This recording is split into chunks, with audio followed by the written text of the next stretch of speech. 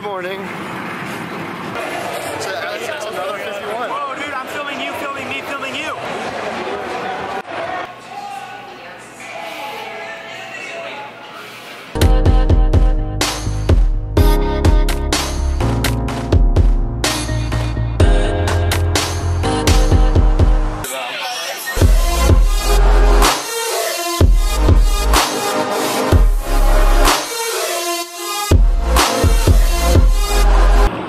I may work 16 hours a day sometimes, but it's all worth it. It's so worth it because it's so amazing to be able to help you guys, be able to talk to you guys, to be able to like actually make a difference.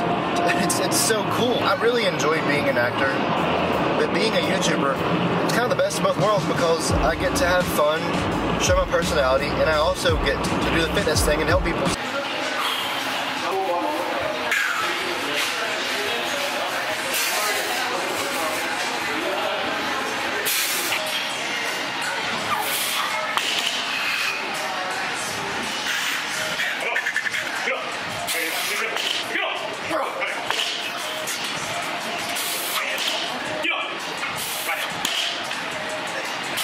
Official weigh-in now that I'm back home, 180.5. Do you even lift?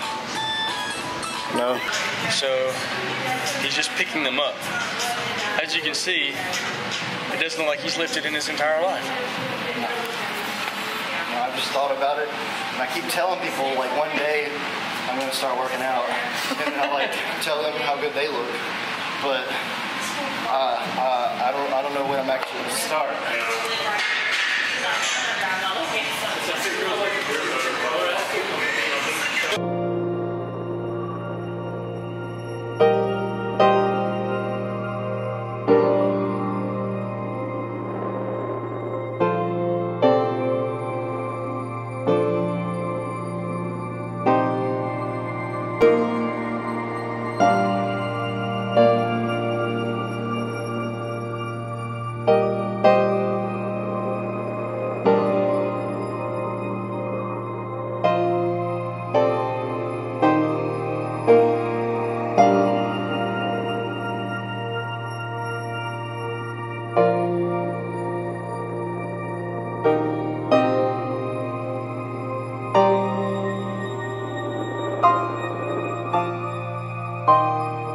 So it is day 6. I still haven't broken the 170s yet, which is my first big goal.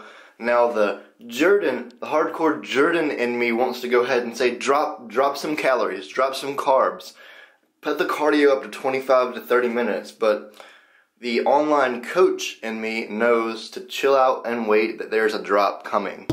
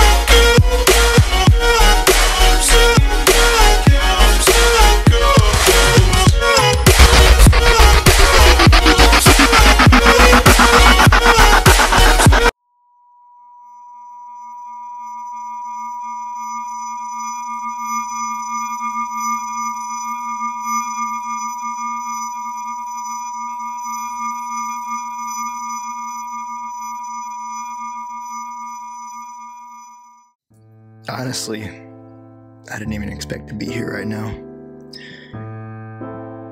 Things weren't always so easy for me when I was younger.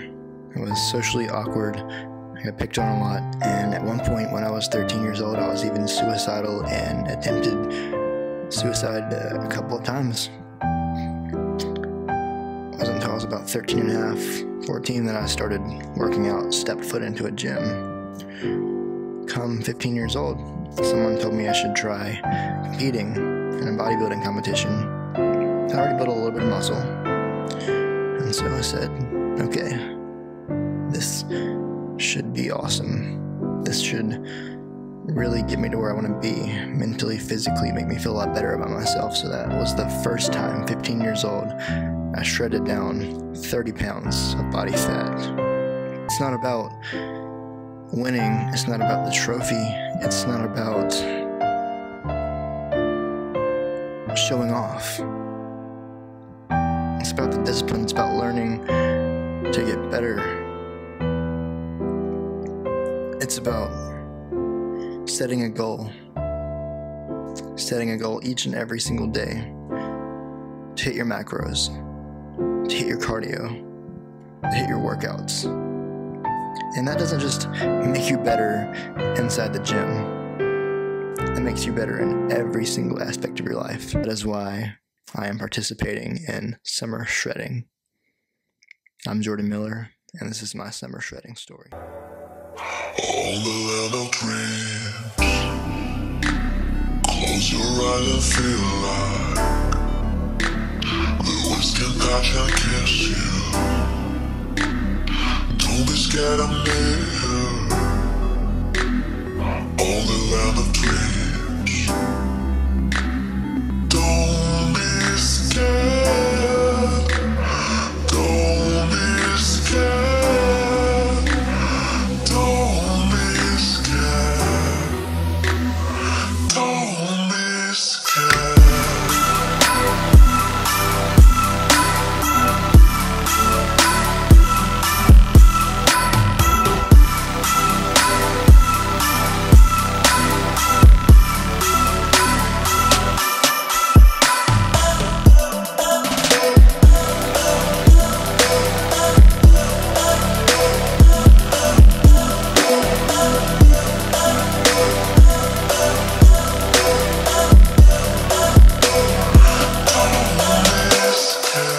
Summer shredding is not just about getting shredded. I'm not competing in any sort of men's physique or bodybuilding show, although I would like to in the next couple of years. I was actually planning on doing a mini cut right around this time or in another 2 weeks.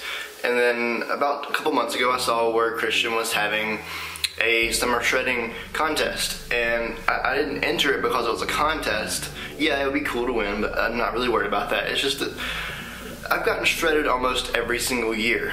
And for me, I got into the gym when I was around 13, 12 and a half, around there. And it saved my life.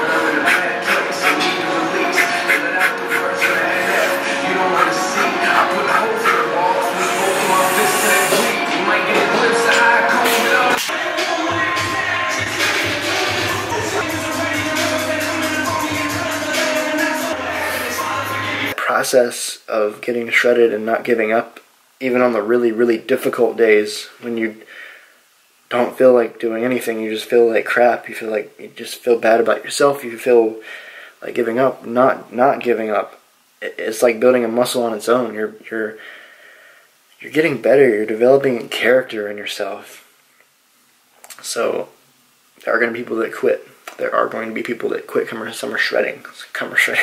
There are going to be people that quit summer shredding. There are going to be a lot of them, probably the majority, and that is the ugly truth about summer shredding and dieting and all these competitions that people do. But the people that don't are going to win big. And the same goes for YouTube. The ugly truth about YouTube, the ugly truth about the fitness YouTube niche, the fitness industry, is that most people that embark on a journey are going to give up because they're sane, and this is really difficult. This is really difficult, like really, really difficult. Like, I would, the sacrifices that I make for what I do, I'm not doing it for the money. If I was doing it for the money, I would have given up years ago. I wouldn't have tried to start all these different fitness companies, all these startups, pitching to investors, like getting dead-end jobs to make money just to save up to quit my job, just to go back home and live with my parents and work in my room all day and not sleep, and like all the sacrifices that I'm making, I wouldn't be doing if it was because of money. It's because I'm trying to create something, and it's in my blood to create something that can help people and that can make change. chases the sun away, you remain. When the light takes over the dark again. Out tonight, so put on something nice that fits your body.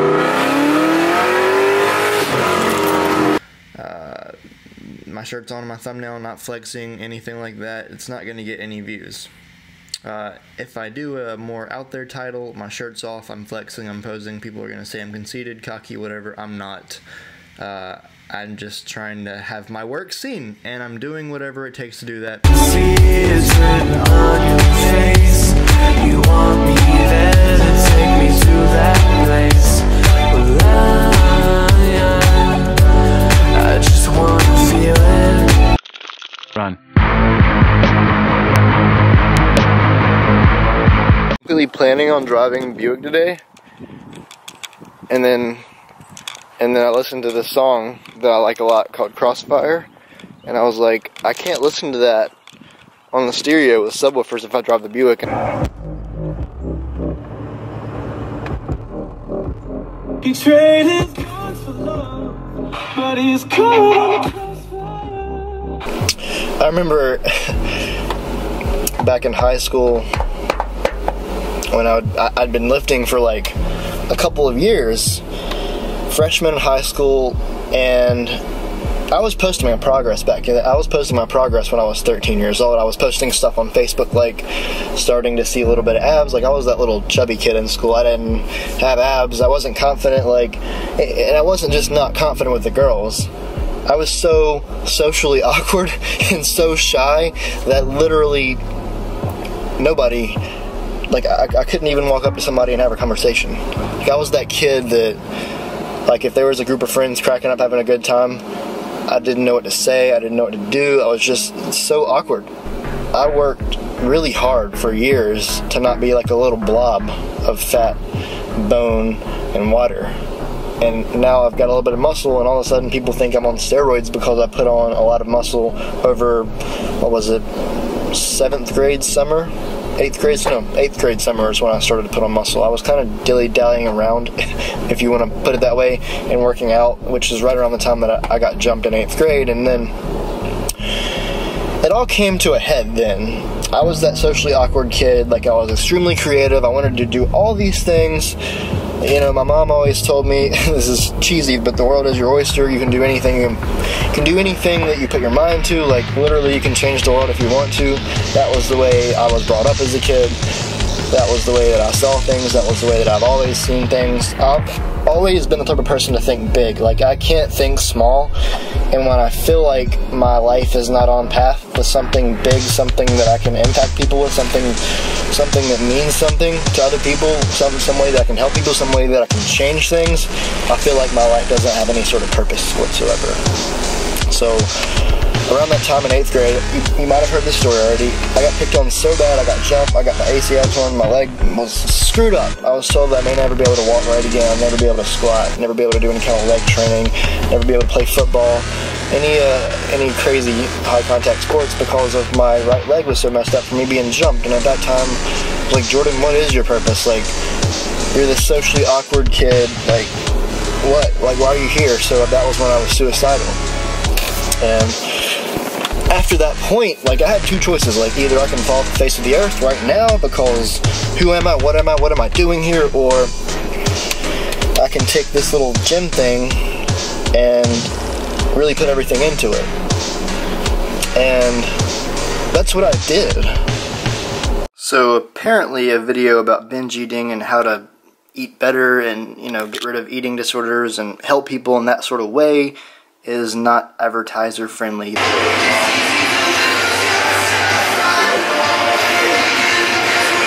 We're having to make changes, make changes to your fat, your carbs, your cardio, and just find that perfect point to where you're losing that 1 to 2 pounds a week, even to 2.5 pounds a week. But we don't want to be losing 3 to 4 pounds per week, because then you'll just lose muscle. So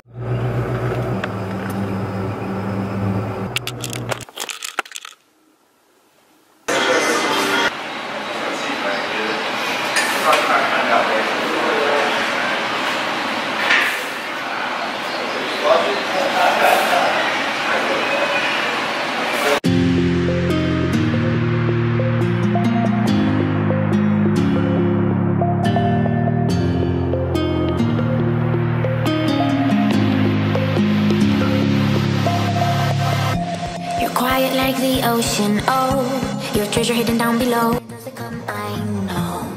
Should I be scared if you stay or go? Tell me, am I insecure? Just overly emotional. Have I fallen down, down low? Searching for things I'll never know. So my friend Alex Woods, he's an IFBB Pro men's physique competitor. He gave me these pre-workout samples, all $30. His code is AW20 to save you 20%. So that's 20% off of $30 for 40 servings.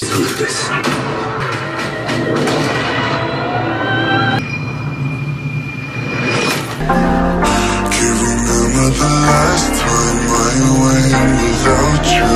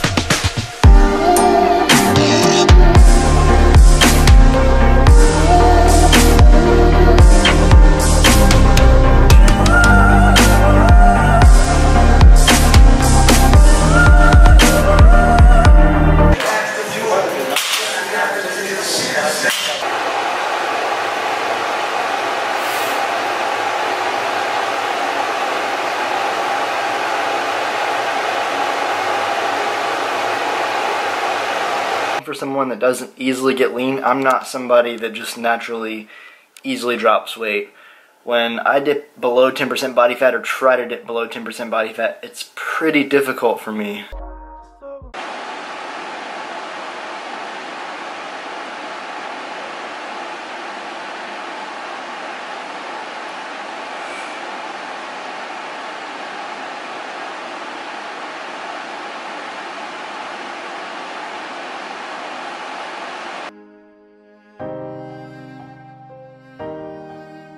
Been spending a lot of time working on a potential idea, something that I really want to create. I now know that it's possible. I just don't know exactly how to go about doing it, how exactly it'd work. I have a general idea. I can't talk about it just yet. I want to prove to myself that it could be a thing.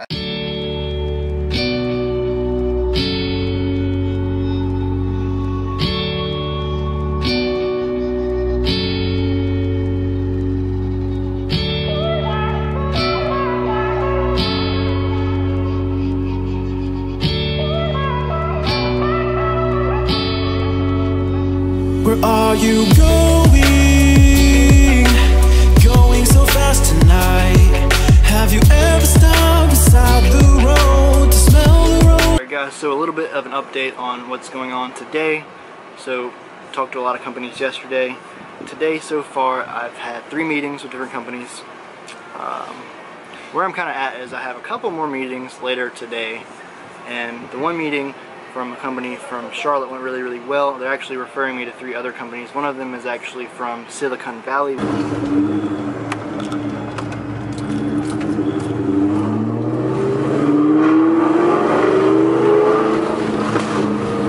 a breath now. Don't hold it in too long, 'cause you might end up missing out on life's short little song.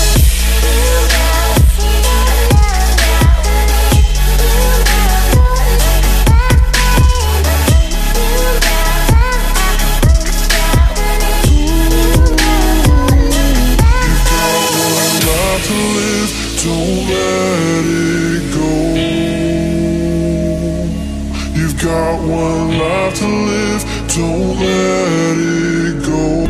She's singing, ooh, you've got one life to live, don't let it go. Ooh, you've got one life to live. She's singing, ooh, you've got one life to live, don't let it go.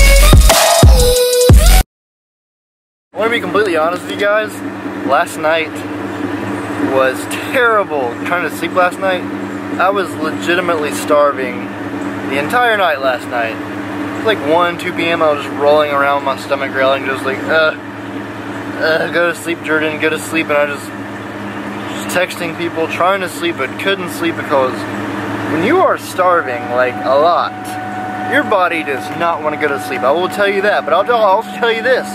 Woke up at a 165.5 this morning. I did. You could make one small decision to stop drinking sodas, to cut down on your fat, to cut down on your carbs, to take a trip to the gym. And that one small little change you make to your life, that one small little change you make, may be why you're alive to start the next biggest tech company. See your great-grandchildren go to college. You're only alive because of that one day you decided to change your diet 80 years ago. That one day you decided to go to the gym 80 years ago. And because of that one little change, that one little psychological change, that one little act where you decided to make a change in your life, that one time, it triggered every single future event in your life for the next 80 years to the point where you're able to be alive and see your grandkids go to college and you're healthy. Let's look at what would happen if you didn't. You're dead at 40. You didn't really do anything because you died of heart failure, because of the foods you were eating, because of your inactivity, because of you just generally not caring. You didn't make that change in your head, that one small change, that one day. Guys, all it takes is one idea, one act towards the right direction.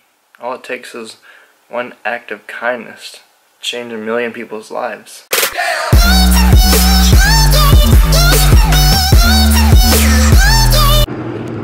For me, right now, I need to know that I didn't leave anything on the table, that I gave it everything that I had left, and I left the gym today with nothing left. Every bit of energy that I have left on the stair step or left on the treadmill, left at the gym. No matter who you are or where you come from or what your goals and your ambitions and your dreams are, the gym, it can make it better. It can make you a more powerful version of yourself. Getting stronger, getting leaner, understanding what you're truly capable of.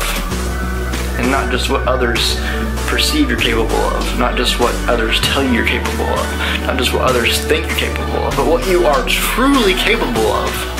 It will change your life. You will take bigger risks. You will face your fears. You will go after the things that you really, really, really want in life that you didn't believe before that you could have. But now you do. And now you go for those things. That's what I want for you guys. I want you guys to go for those things.